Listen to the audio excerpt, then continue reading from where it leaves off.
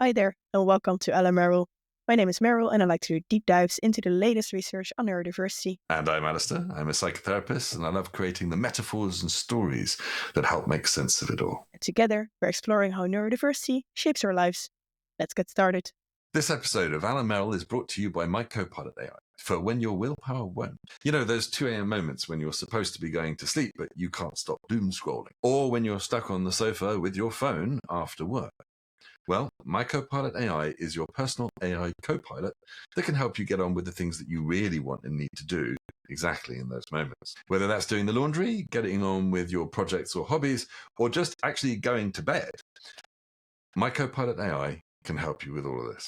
Check it out at https://mycopilot.ai. That's mycopilot.ai for when your willpower won't. Just a note to say that we're explorers and storytellers. This podcast is not intended as therapy, advice, recommendation, or medical authority. We are just like you, inviting you along on our journey of trying to make a little sense out of fascinating research on neuroscience and neurodiversity as best as we can. I think it's because I can see all the things that need doing and I can imagine doing them. But when it comes to actually, executing on them, like literally doing them and particularly sequencing them, I find that I come to like a Wednesday and I'm like, right, I will do, and I need to do these 7 things. And I can do 1, maybe 2, and a little bit to move the third one along. Like a little bit of preparatory work, like an email. But the cost of not doing all the things that need doing. And the thing is that these are legitimately things that need doing rather than just things I want to do. Like, when it's in your house, you can be like, right, this weekend I'm going to clean the entire house from top to bottom and do these 7 other things. And realistically, cleaning an entire apartment in a weekend, it's like, that's not happening, right? You can do like a room or 2. That's like something you would choose to do. You might feel the pressure to do it, but the cost for the startup is that things need doing, which means that if I don't do them, things burn. And I just like looking at this going, like, everyone around me is ill, and I'm like, I do not have time for that. I do not have time for that shit. It's not an option, just ignoring it.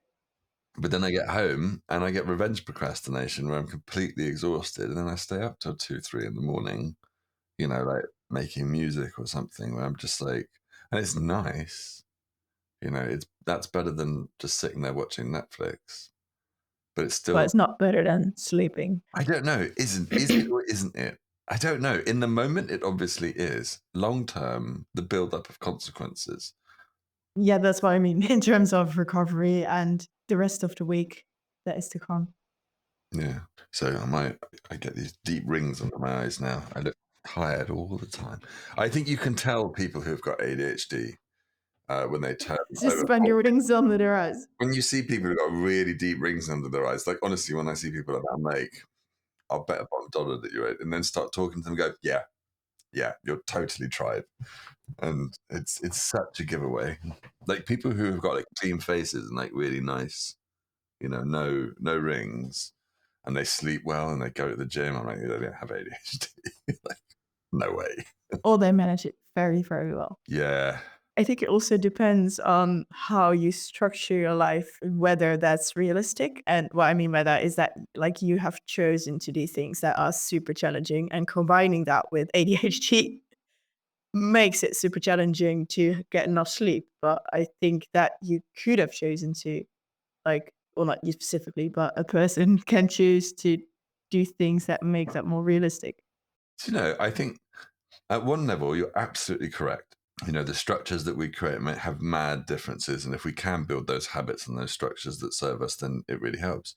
But that word choose turned up in that sentence like 5, 6 times. And I'm sitting here every time you say that going, do we choose? Like, I'm not entirely convinced that all of us on the spectrum are actually making like calculated choices, especially ADHD, maybe autism more, but ADHD, we're so dominated by, okay, I probably impulsive ADHD, because that's kind of where I sit, right? We're so dominated by the impulse that actually there are a lot of things that I might wish to do intellectually. Like I might reason about it and be like, this would be a great thing for me to do. And I'm incapable of doing it. Like my body, my system, my reactivity won't let me. Like I couldn't do it even if I wanted to. And then there are things that I desperately want to do that, the other way around is there are things that I do that I desperately don't want to do that I cannot stop my body from doing. Like I cannot stop myself from obsessing. I just don't know how to do it. Like, and I try and meditate and that's just hard, like really hard. So I genuinely wonder. So, my little theory about the farming, the neurotypicality about farming, right? Making long-term choices for delayed reward is so a farming thing, right? Like, I think that is correlated with not having ADHD. That brains developed evolutionarily to be able to do that because they originally couldn't do that. And I think ADHD is kind of like still in that place of actually that's not quite there yet. My metaphor for understanding the neuroscience, which we can talk about later, is basically the difference between like if you've got a cake or like some meat and you put it in the oven and you slow roast it and that makes it perfect all the way through. Like that's the ideal roasting approach. And that enzyme slows your brain development down, or neurotypical brain development down, I think does that. It gives the brain a chance to really deeply build all of its bits up. Because I think if that enzyme isn't there, it's a bit like putting the oven on like high and doing it faster, which means the outside gets a little bit cooked, a little bit fried, a little bit like charred, but the inside still is a bit undercooked. And I'm like, that feels an awful lot like my brain. Like some of it's like over the top and some of it's just not quite there. And I'm like, if my brain sort of developed a bit fast and didn't quite have the time to marinate into that full experience that humans could be, that I see other people with, right? And it's only comparative because it's only that they exist. That's annoying.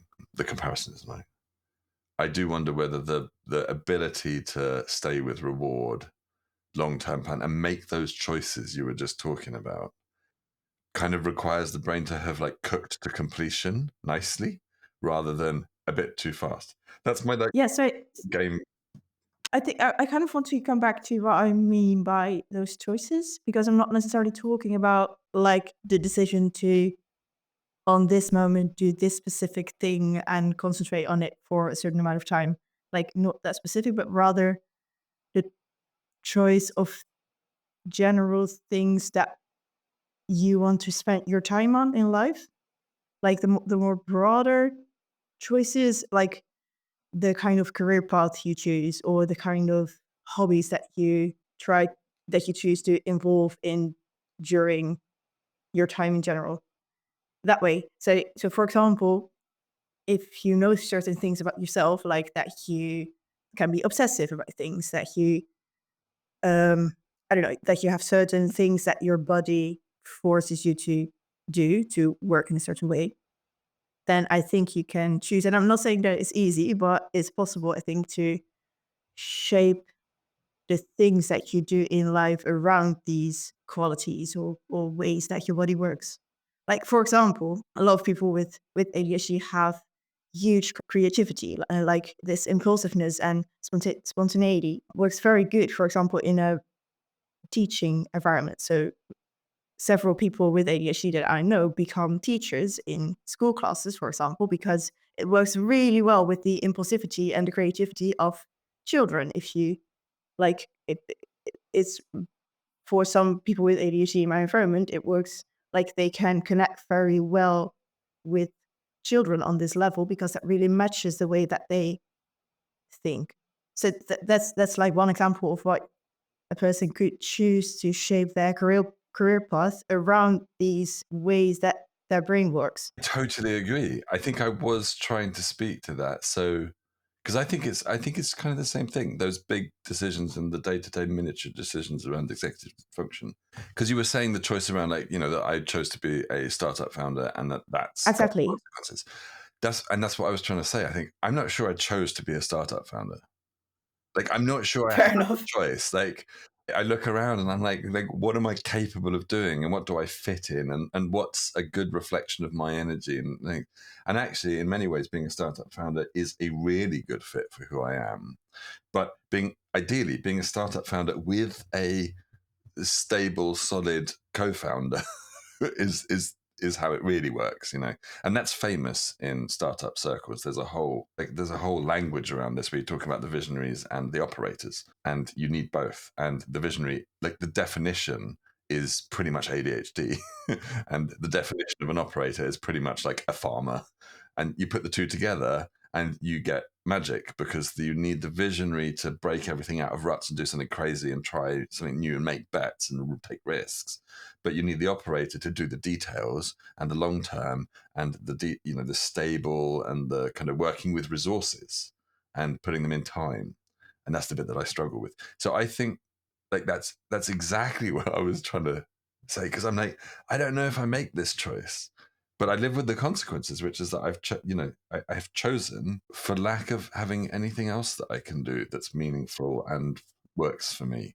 Like, I make a shit employee. Like, I'm useless at it. I get really pissy really fast. I hate it, and I kind of react to it really badly. So I think that choice story, I think it's the same. It's like fractal. It's the same thing. That experience of struggling with momentary executive dysfunction and the struggle with the big life decisions, I think that's The same thing. I think the same fundamental neurology. Like, if you can't choose in moments specifically, how can you choose the long-term stuff? Like, how could you have one of those but not the other? If you're thwarted in one, it sort of, for me, it follows that you're thwarted in the other, because your brain's just going, huh? Bad at, I can do the heap. I can do the spider diagram of all connected things in one snapshot moment. I can see it all, but breaking it down into reality, I make mistakes doing that all the time because I'm basically dyslexic in time, and I think that, I think that's just the truth. So I totally agree, but because I've also decided to be a startup founder because it's the only thing that fits. But is it a choice? Is it a choiceless choice? But then we have, when it comes to things like exercise and health, I think actually there's something really profound here, because I think working with clients on the spectrum, this is so often part of the problem. It's that we don't believe we can, because we've experienced so much thwartedness, so much desire to achieve or do something that has just not been possible for some reason. And then we make that about us and we shame ourselves and we go, oh, I'm lazy, I'm procrastinate, it's my fault. And then we get stuck in that, and then we don't see what is possible. But the reality is that we got to that place because there were things that weren't possible for us individually. The trick is that we shouldn't shame ourselves about it. And I think the skillful choice is to go, I don't have a choice. Like, for example, I don't have a choice for trying to make myself wake up super early.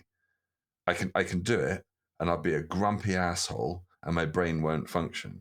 So I'm like, I get up in the mid-morning and I work later than everyone else. I make that choice because it's not a choice I can really choose not to make. And I think finding those and skillfully choosing them, choosing to be accepting of them, and really trusting yourself and investing in your choiceless choices that really tell you how you need to make your life work for you in a way that's like, well, I don't actually have a choice. Like, I have to do this.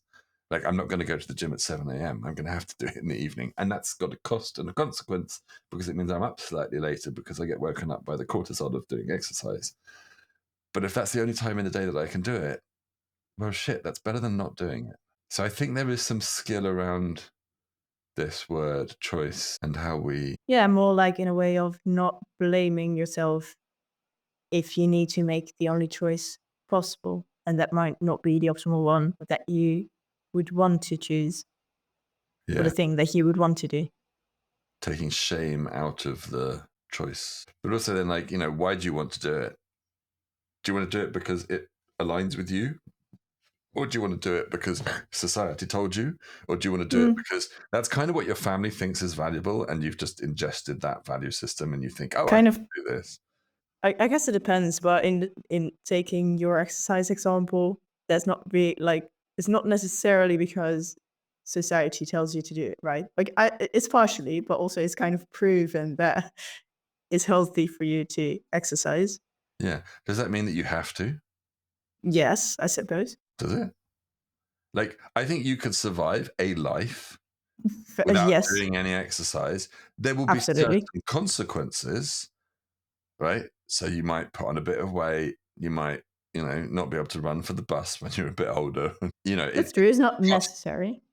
but do you have to do it? I think if we beat ourselves up with this word, I have to do this, I think it makes it harder to do it. But if we go, okay, the cost and consequence is what it is, and actually I could choose not to do it, does that maybe take the pressure off?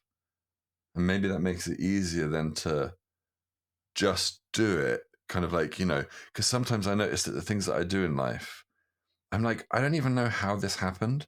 I've been wanting to go to the gym for ages, and then suddenly I'm going to the gym. But it takes like 5 years. And I'm like, what changed? Why did it suddenly become possible when it wasn't possible earlier? Actually, that's a really terrible example because I know exactly why that changed. In my case, it changed because I found a 24/7 gym that's like a 4-minute drive from my house that I did not know existed and actually didn't used to exist. And I'm like, so you're telling me it's a 4-minute drive, which means I can roll out of my house without even changing my clothes. And within 4 minutes, before I can even think about it, I can be at the gym? Okay, cool. I'm signing up for that. And it worked. I just rolled out of the house in whatever clothes I wear because I don't do sweaty exercise. I just go and lift weights now because that's actually also easier. So there's another choice. I do short reps, high weight because that's good for building muscle. Muscle means that your baseline metabolism rises, which means that you lose weight. And I could definitely do with losing weight. But I'm like, I can't make myself go and get sweaty and spin on a bicycle for 40 minutes. Like, I can't. But I can put my podcast on and do like 4 sets of 4. So there's a whole host of little choices. But actually, in that case, it was the 4-minute drive made all the difference. But I don't think there's always an obvious thing. I think sometimes these No. things turn up in your life eventually, and you're like, why? Yeah, and then in this example, the cost benefit ratio changed, right? Because the cost was much lower if it's only 4 minutes. Right, If it's but not who's too making much. that? Who's making that cost benefit decision? Because I'm pretty convinced that it's not like the part of my mind that is the conscious storyteller. Like that calculus was done unconsciously somewhere, and it's just like it's blocked, blocked, blocked, blocked, blocked, and one day it's not blocked. I'm like, oh, I can just flow into that choice. Could you like okay, even I think you have a point that the cost benefit ratio is not like observed or done anything with by your conscious system, but that is rather unconscious and kind of happening. But would it be possible to consciously change either the cost or the benefit in certain scenarios? So, for example, what some people do, like, is well, it may be a super easy. No, that's actually a very bad example. Anyway, okay. So one example that like my housemate did, he was living on the second floor and he had trouble with doing his laundry. So that was a very big task that he has issues with because the washing machine is on the ground floor and he was living on the second floor. Then Nightmare. he nightmare. Yeah. So then he was consciously lowering the cost by moving his laundry every time that he moved. So every time that he went to the toilet one floor lower, he moved his laundry one floor with him and then like lowered the cost every time that he was moving. And every time that he was going out of the door at the ground floor, that he was moving his laundry with him. And then when he came back, he put the laundry in the washer, etc. Such a wise thing to do. I have one of these in every room in my house because if I have a duster downstairs in my utility room, I'm not going to go and get it, right? I'm not even going to think that it's there. But because this is literally, I didn't move to pick this up, did I? This is right here and it's long. I'll just do that as I'm passing. And I have that in every room in my house That's because brilliant. I need, if I'm going to stay on top of the dust that turns up. Now I've seen the dust everywhere. God, Shouldn't have started that one. I think that's really wise. I have also got about 7 laundry baskets, but they're all for different things. So one gets the towels, one gets the bedding, one gets like the dark stuff, the daily sort of stuff that I wear, one of it gets like the sport stuff. And then I can just be like, that's ready to go. And I pick up that one. And you're lowering your cost because you don't have to sort it out first. Exactly. I think it's absolutely key. I think what I'm also noticing is that there's a second bit that follows on, which is I don't know how to explain it though.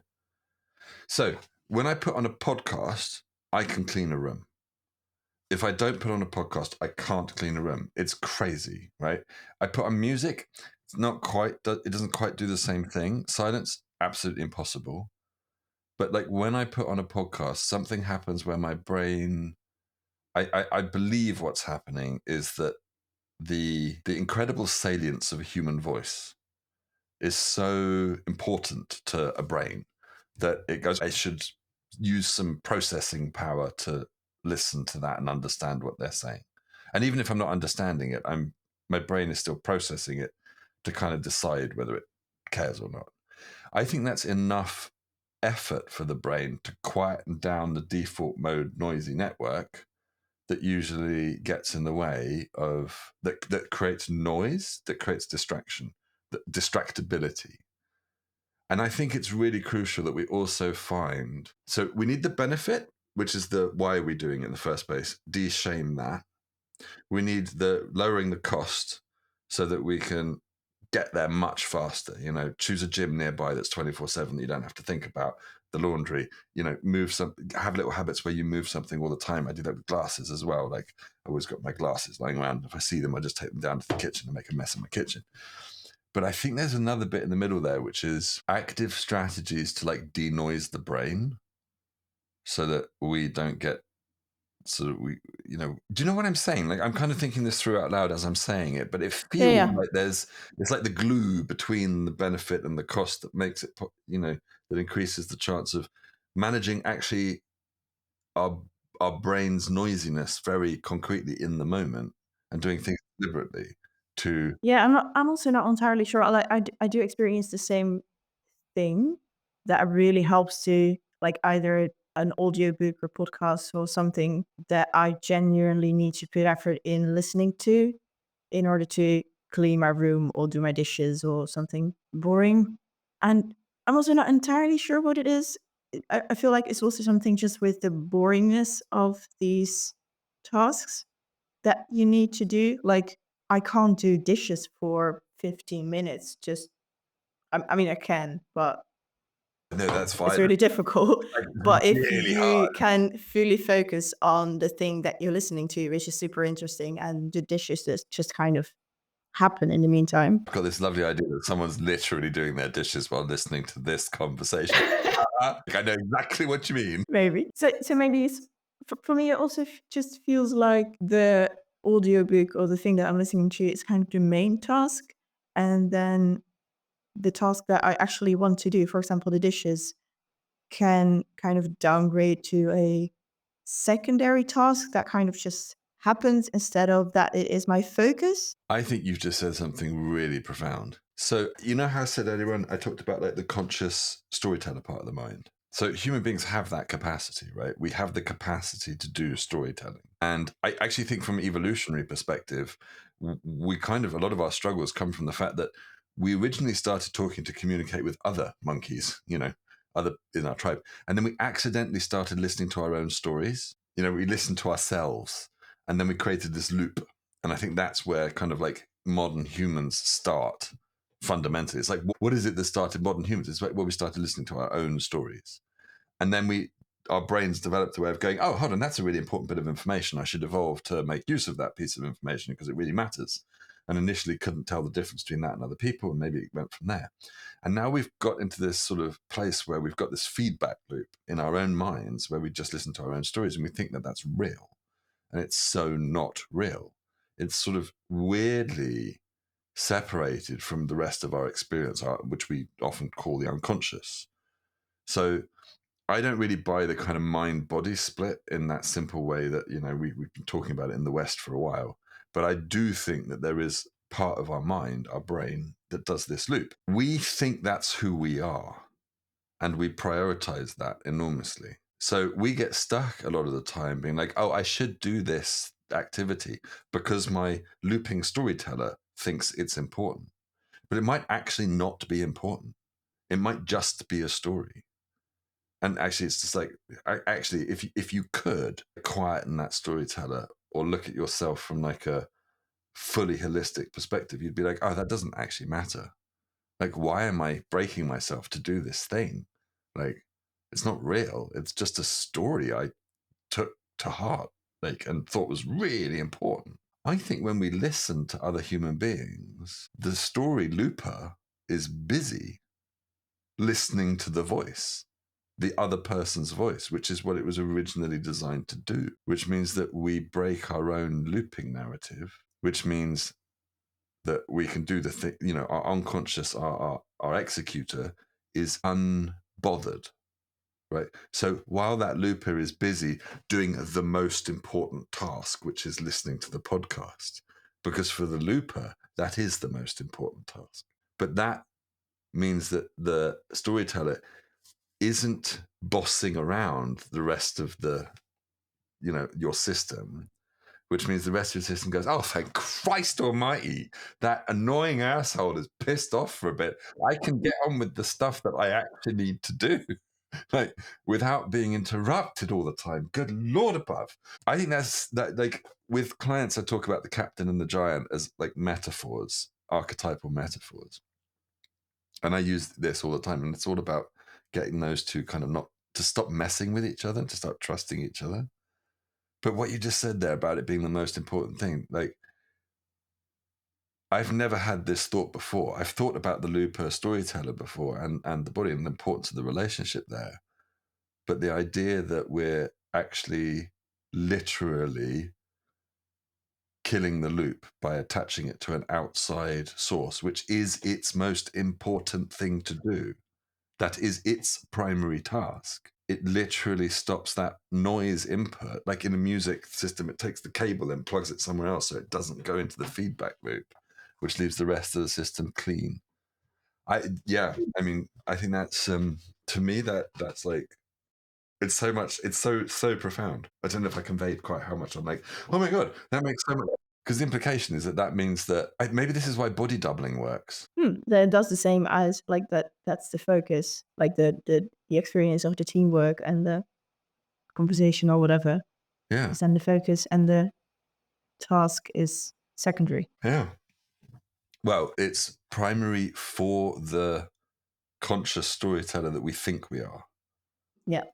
But Well, yeah, obviously, because it is like you're doing your task because it is primary, because we do want to do it. you're allowing the two systems, the captain system and the giant system, to both do their primary tasks without interfering with each other. You're giving your storyteller looping mind something to do that it should be doing. And when you don't give it something to do that it should be doing, it's like an interrupting child. It would just constantly get in the way of you doing the tasks that you need to do. And you're like, oh dear God, listen, I need to give you a toy, right? Some sort of deeply interesting and compelling, like, educational toy that's gonna like really confuse you for a while so that you spend ages trying to learn how to do that, and then I can get on with the thing I need to do. That's an interesting way of looking at it.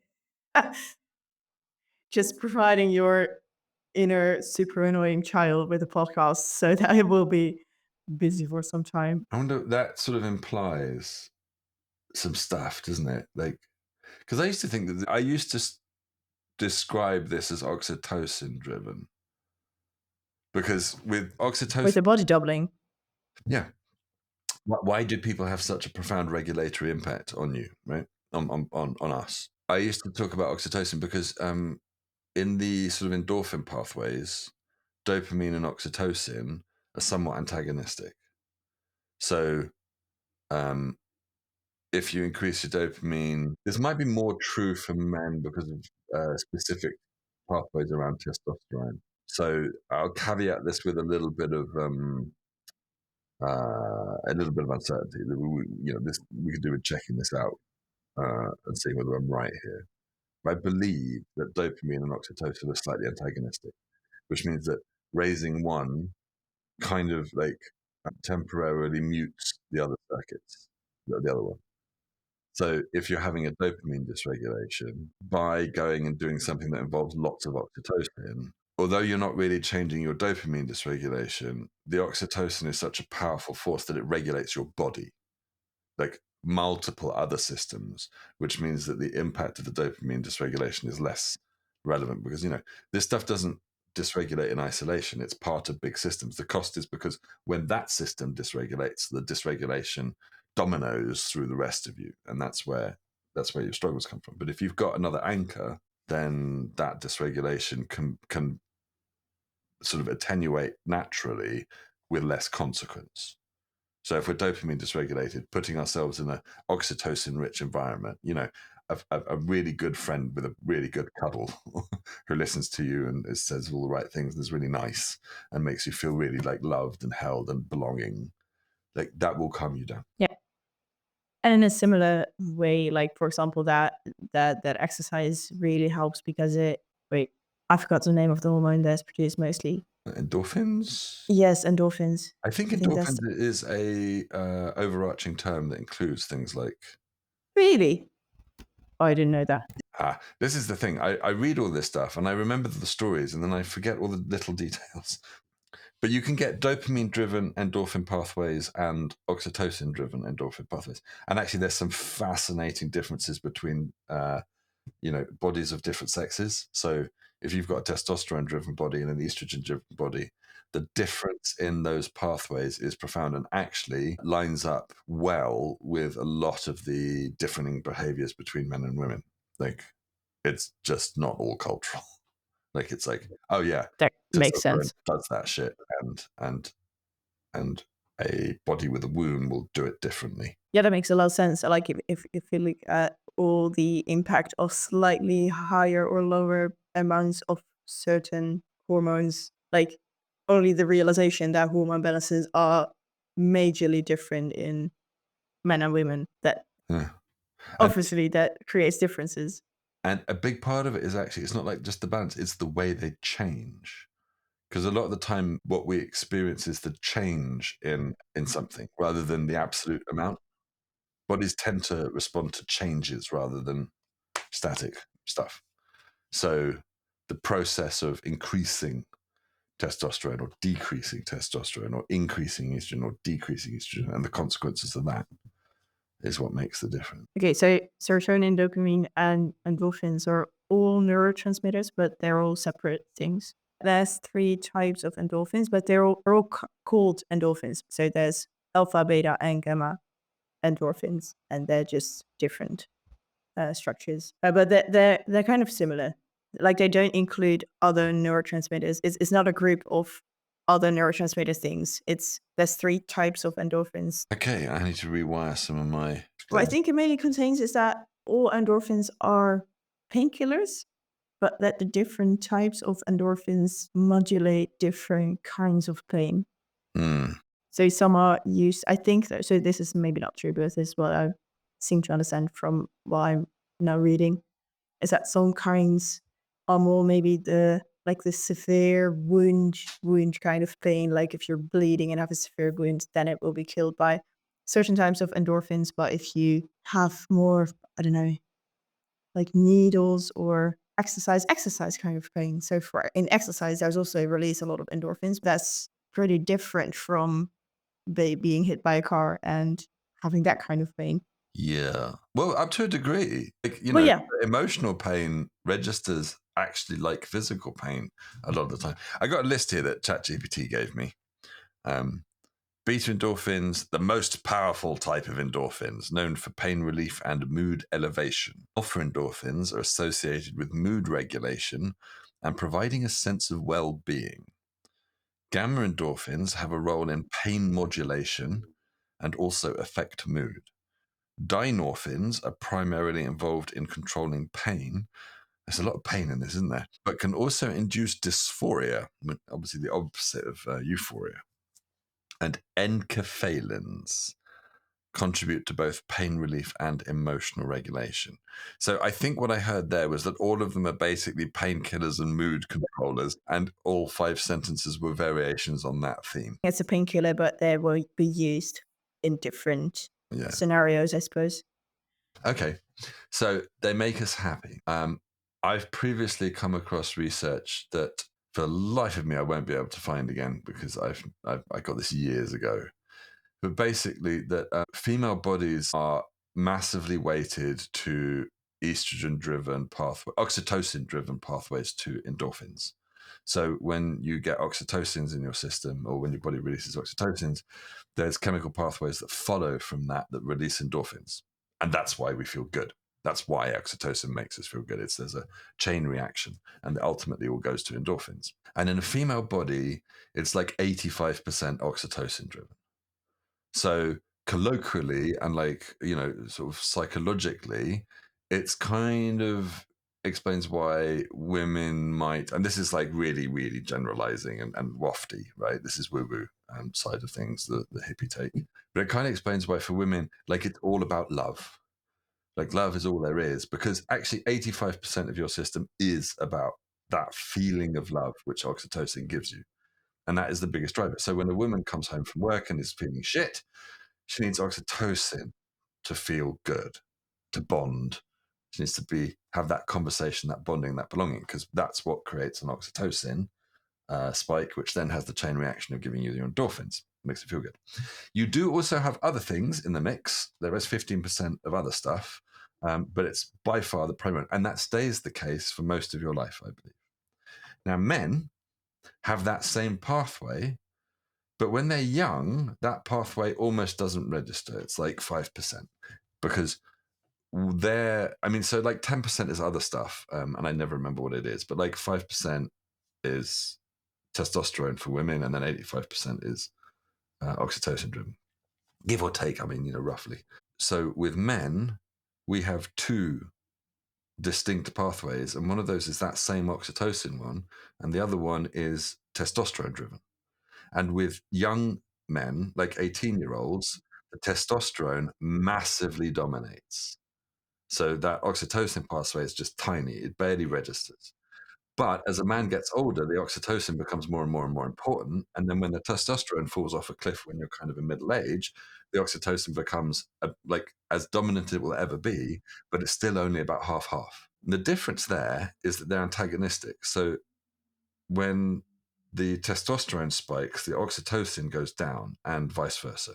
So a man basically has 2 choices in life all the time, whether to be family man, oxytocin, or manly man, testosterone. And like when they're on a date, right, they've got to decide, because they can't be both in the same moment. They can either be manly man, But they can change during over time. Yeah, but like if you are on a date and you go and fill yourself with oxytocin, you're not going to come across as manly man, and you're not going to be able to do that like minute by minute, right? So if a woman's sitting there going, "Nah, I want a bit more of this other thing," it's like, why can't he be both? It's like, well, he literally can't. But there's a slight primariness about this, where the testosterone pathway is slightly more dominant.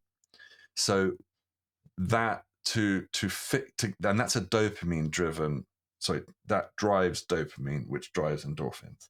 I believe that. I think that's how that works. Which means that a man needs like wins and fixes and classic kind of like dopamine-y stuff to feel okay, because that gives the testosterone, that resonates that whole pathway, activates that whole pathway, which is a good thing for the man to feel good. And once he's done that, he can then move over into the oxytocin pathway as the secondary one to balance it out, like to move away. Like there's a wave that goes there.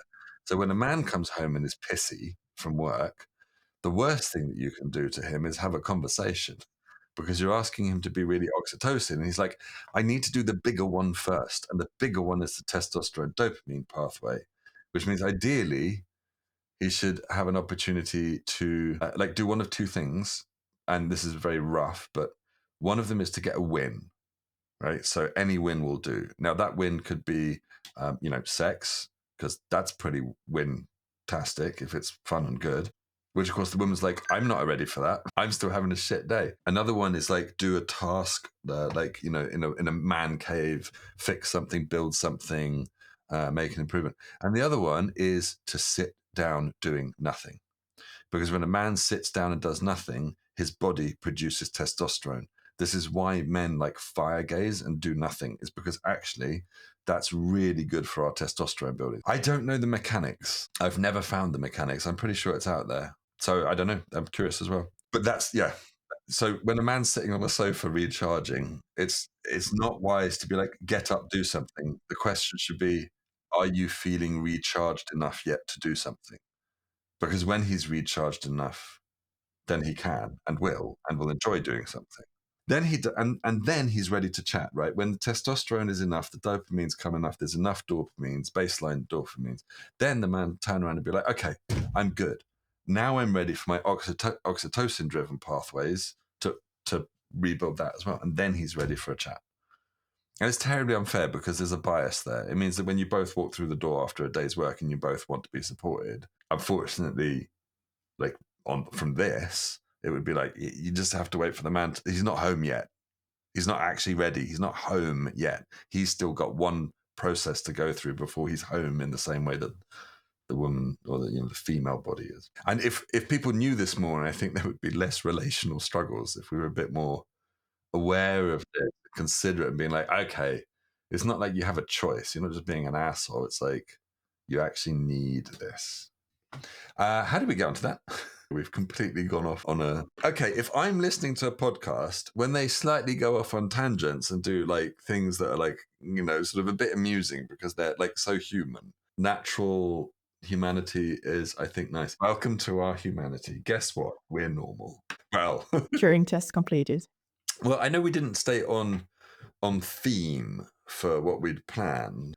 Part of it was that I had intended to read those articles beforehand, but because I cocked up on the time and I just completely got that wrong, and I took an hour off instead of adding an hour.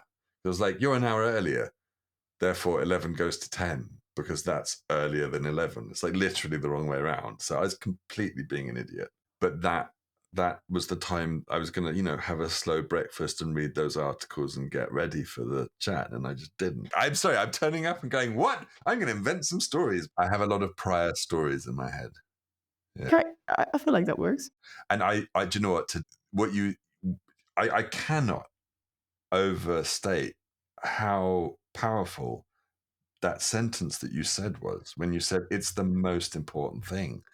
And you said it so casually, but I was like, my God, the cascade, my spider diagram, that was like a bell that just rang through and just shook the dust off the cobwebs in loads of places and just added new lines everywhere and was just like, oh my God, that makes so much sense. Because it's so true, and the implications of it being true, the implications of its relevance really just reconfigured a lot of my understanding, or a lot of how I made sense of the experience of, what it's like being neurodiverse. I'm going to be thinking about this for days. Thanks for listening to our podcast today. If you like what we're talking about and want to hear more, do like, follow, and subscribe. It makes a really big difference. You can also find us on social media and our Patreon, Al and Meryl, or our website, alanmerrill.com. Thanks for listening. Catch you next time.